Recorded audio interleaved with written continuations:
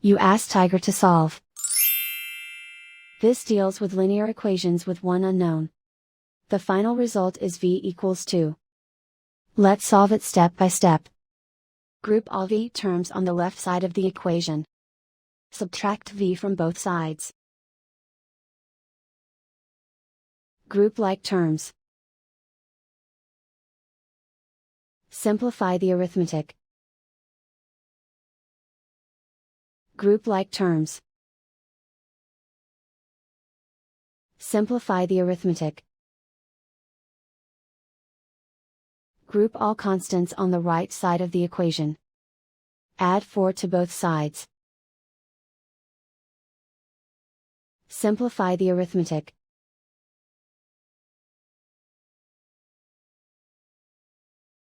Isolate the v. Divide both sides by 5. Simplify the fraction. Find the greatest common factor of the numerator and denominator. Factor out and cancel the greatest common factor. And so the final result is v equals 2.